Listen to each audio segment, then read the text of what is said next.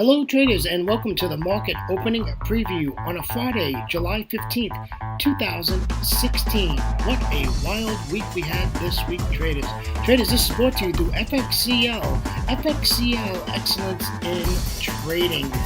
Traders, not going to keep you long today. We're going to try to get this done within our 15-minute window. Hope we can do it. We got some crazy charts today. But I think what I did was I went really back to basics. That was the name of today's trade plans. Very, very straightforward. Support, resistance, back to basics. All right, traders, let me introduce myself to you. My name is William Gilday. I am your moderator for the market opening preview series every single trading day before the London Open. Traders, I will tell you that I do record this during the Asia session. It is currently 8:04 a.m. in Thailand, and then it is 21:04 on Wall Street. Traders, I started trading in the year of 2006, and in 2008, I retired from a wonderful 27-year career as a firefighter paramedic out of the great state of Florida. So, traders, let's talk about how I trade. Well, I'm a pullback trader. I like price action to make a move, give me a pullback. I use Fibonacci levels a lot, and bring me back to a fib level, and you know what? We'll take our trade. Whether it's long or short doesn't make a difference. I trade the same way all the time. I also look at price levels. I love price levels that ends in 20s, 80s, and of course the 50 mark, right? And of course the double zeros are important because those are really psychological levels, and you can expect traders are going to trade against that move that's heading into that double zero. So, we're pretty used to that. However, I do listen to fundamentals every day. I pay for a newsfeed. Newsfeed is so important. There are free ones out there. You don't have to go pay for it.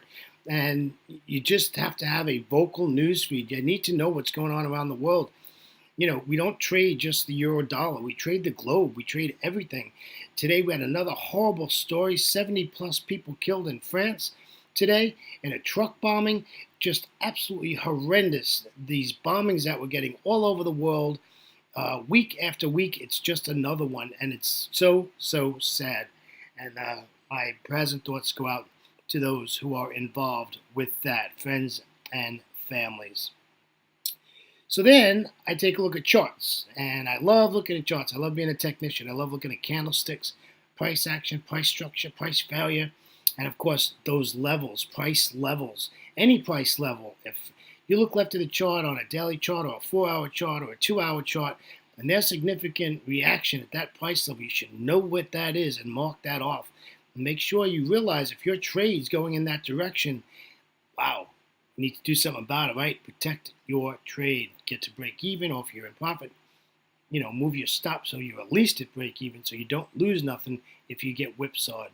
Right? So I take my fundamentals and I take my technicals, I put them together, and I come up with a trade plan. Once I come up with a trade plan, I act on the trade plan. And folks, sometimes trade plan, I don't get in. And that's okay. There's 41 pairs out there that you can trade. So there's plenty of opportunities out there. You just have to take the time to do your analysis and your trade plan, and everything will work out. Yes, we lose trades, but we want to win more trades than we lose, right? All right, traders, it's a Friday, and I'm really glad it's a Friday. I got to be honest with you. It has not been a very good morning for me in Thailand this morning. By the way, it is absolutely sunny outside, blue skies, white sandy beaches, and nice and cool. What a beautiful Friday it's going to be. And yes, I will be having lunch at the gazebo. All right, traders, let's get to the legal stuff. This is our risk disclaimer. Forex trading has a large potential rewards, but also a large potential of risk. You must be aware of the risks and be willing to accept them in order to invest in the Forex markets. Traders, don't remember the name of this game is capital preservation. If you don't have funds in your account, you cannot trade. Therefore, please do not trade with money you cannot afford to lose. Traders, always remember that past performance of any trading system or methodology is not necessarily indicative of future results. All right, let's head over to some news and commentary. Let's see how the markets closed yesterday. The Dow 30 closed up 0.73%. The S&P 500 closed up 0.53%. The Nasdaq closed up 0.57%, with the small cap 2,000 closing up just barely at 0.03%. Yeah, for those of you in Asia, You probably know the app Line on your cell phone. We use Line in Thailand a lot. Everybody's online. Well, they got an IPO, and now they are on the New York Stock Exchange, and they opened up above $43 a share. Um, and they were slated last Monday at something like $34 a share. So they really did well. And so Line is now traded on the New York Stock Exchange. And the symbol for that is LN, for those who are interested.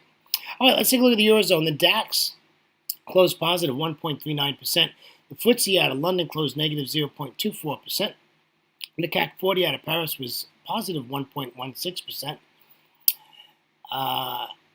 And the Euro Stock 50 was positive 1.44%. Now, traders, these are all numbers from yesterday, right? As London is not open yet. So those are all numbers from yesterday also, same as the U.S. However, let's head over to Asia. Some of our countries are open. The Nikkei 225 is currently positive 0.56%.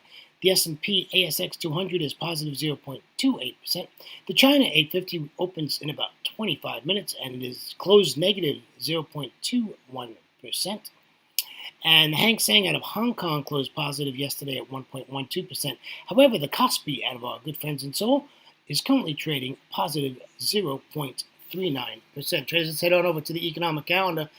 We have data in Asia today. We have to keep an eye on that. We have GDP year on year for the second quarter. We have industrial production coming out on that, right? So what currency pairs you want to watch? Absolutely the Aussie. Watch the Aussie and the Kiwi, okay? The Aussie trades a lot with China. One of their biggest imports are from in the Aussie is China, so just keep an eye on that. In the European section, we have the Euro's CPI year on year. And we also have the Bank of England Governor Carney speaks. Now, he spoke the other day, and no offense to anybody, he didn't say anything other than he didn't change interest rates yesterday. And well, like, what else was he going to do?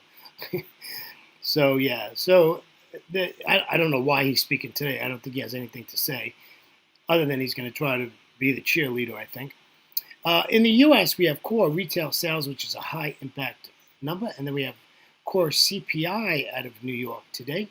We have retail sales, which is a high impact news event today in the U.S. session. Quite a busy Friday. Wow. Yeah, we're quite busy. There's a lot of data today. A lot of data on a Friday, which is normally not the case. That's not the norm for us. I mean, a couple of weeks ago we had NFP. Last week we had NFP and those high numbers, and now we have quite a bit of info today. And also, not that this is a big deal, but we have FOMC member George speaks today. Well, he spoke already, it looks like. He spoke already, sorry. So next big data event is going to be our China data, and we will definitely keep an eye on that. All right, so what's my thoughts? My thoughts and commentary are that, I think it's been a good week. Good for Brexit. Let's keep people on their toes, and that's exactly what I think's happening. And price action's going. Listen, folks, Brexit's not going away. They are not going to induct Section or Article 50 quickly. I hear all these stories, but the bottom line is they're going to stall this as long as they can. They're not going to start that 2-year clock. I'm telling you, I would bet 6 months we're going to not have that Article 50 put into play. Not quite sure what this Prime Minister May is doing or what her thoughts are. She's pretty concealed on what she's done. She's named her cabinet yesterday. I'm not from that part of the world. I was actually born and raised in the Bronx in New York City, and I did my career in Florida, so I really know nothing about the UK's politics. So not for me to say anything because I don't know. And if I don't know, I'm not going to say nothing. But I do know about charts, so let's hit it. This is the euro dollar. Yeah, this is this was data that came out in the U.S. session. There's some good data come out. Went up, came back down. Look at those two doji candles. I mean, if that wasn't a clue that this was coming back down, I don't know what else was. This was a perfect trade, folks. You got two doji candles. Look at the wicks on those things. At this 1165 area. This was just like, okay, just give me the red candle, show me a red candle, and you know what? I'll take you down and make my 30 pips, 35 pips, and I'm going to sleep. If you were in New York. I mean, this was just a absolutely gorgeous trade yesterday in the U.S. session. But it took all of that. If you look at the rest left of the chart, there was no price action. And today's real easy. You know what? This needs to pull back up to the R1 at 1.1157, and we'll get out at 1.1084. Very basics. We're back to basics. Support and resistance. Come back up to resistance, and I'll sell you. I'm not looking to buy the euro dollar. My bias is bearish. So I do not want to buy the euro dollar. I want this to come back up, and you know what? We'll take it back down. Traders, my friends, the dollar index is above 96. There's no reason we cannot get this to work. Here's a pound dollar. Not much action yesterday. I guess I had some data come out. We had a spike candle here, but I put a resistance line here at 1.3387. Folks, this is ready to sell. You don't have to wait for London Open for this. This is like ready. You get a bearish candlestick formation. There's no reason to wait for anything. Just get into this trade. This China data is not going to affect the pound or the dollar. So this is a clear trade. We're at resistance. It's hit this line twice. It's gone through it once. I think maybe 4 times a charm, and we can get this down. The only thing I don't like is that the 10 exponential moving average is below price. We really want that above price, but I don't think we're going to have that luxury in this trade. If this gives us a red candle and we get below this resistance line, just stick your stop above the resistance line and 10 pips at that, and see if it works. Throw a dart. It's a Friday. Don't get in love and married to your trades today. Get in them, tight stops, and get out. If you can make 30 or 40 pips today, man, close your computer and enjoy your weekend. All right, let's take a look at the Aussie. Aussie is absolutely ugly as you can get. You cannot get much an uglier chart than this. Look left of the chart, my friends. This is just an absolute disaster here. So my trade plan is I want to sell this. However, I really don't have enough pips to sell this at current price down to the 200 and also the S1 pivot point. So I want this to pull back as close to that 0.7650. Again, I put a resistance line up there, but we want this to come up. Is it going to do that? Probably not. It's probably going to reject at this daily pivot point. Why? Well, because you have a 10 EMA and a 200 exponential moving average, and they're all at the daily pivot point. You got a confluence of strong resistance right there. So it's a chance you're going to have to take that from there. So we're looking at, what is that, 76.25, and we'll get down to 75.96. I mean, you're barely getting 30 pips on this trade, right? So, and where are you going to put your stop? Yeah, your stop's got to go above that resistance line, right? So you don't even have a 1-to-1 risk to reward ratio. So this is really off the table unless this pulls back. And we'll see how this China data comes out, and maybe we can get in this. And from there, we'll see what happens. But I'm not jumping in this now, that's for sure. Let's take a look at the Euro Aussie, another ugly pair. And this is one of my favorites. But this is just horrible, ugly. The only nice thing about this pair is that it's really the spot where we can sell it. Let's get a red, nice, bearish engulfing candle at 1.4599. 1.4580, 90, somewhere in there, and let's sell it. We're going to fight through this daily pivot point and the 55 and the 10. I understand that. But, folks, we're only going to give this like 10 pips, okay, room to wiggle. We're going to stick our stop 3 pips above that 200 exponential moving average, and that is it. I'm willing to risk 5 pips, right? 6 pips. I'll risk 6 pips. And this thing can possibly go down all the way down to the S1 at 1.4516. If this goes above the 200, it's heading up. And there's no sell trade. So, it is what it is, but this 200 has been respected if we take a look left of the chart. Traders, I'm not going to make my 15 minutes. Man, I've really tried to do it. Not going to make it today. Here's our Euro Yen. Not a lot to do here with the Euro Yen. I'd love to see this bounce back up to this 117.84. Sell it, and we'll take profit at 115.31. I'm not going to say a currency pair is not going to be able to do it, because I say that and then I have to eat crow because it doesn't. Anything can happen with this euro yen, especially with the yen. You don't know what they're going to do, and so we're just gonna wait for this to come back up to resistance, and we're going to sell it. I'm not interested in buying the euro yen. I am not interested in buying the euro yen. I know it's a great spot. The 10 EMA is underpriced, off the daily pivot, off the 55. It's a great spot. I don't want to buy the euro yen. I want to sell it. Okay? And we'll get out at 115.31 right at the 200 or the S1 pivot. I think that's a great place to get out once we can get in this trade safely. All right, here's the New Zealand dollar. What a great trade this was yesterday. This just absolutely did a great job. You can see I want this to pull back to the daily pivot point at 0.7214. I want to get out of this at the S1 where its price is just above it at 0.7152. But you know what? The dollar is very strong. However, take a look at where the 10 EMA is.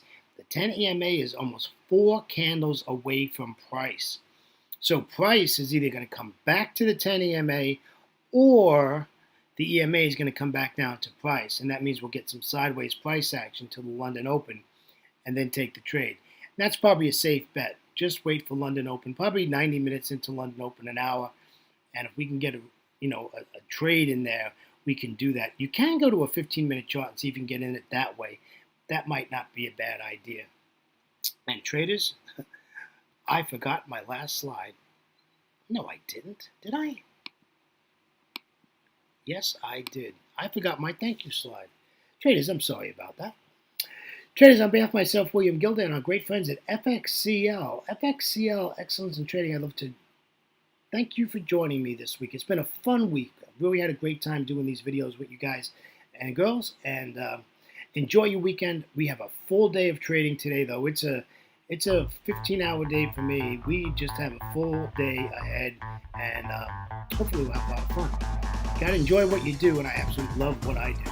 So take care, traders. Enjoy your weekend. Always remember to trade smart and not hard. And we'll see you in the next Asia session. Take care, traders. Bye-bye.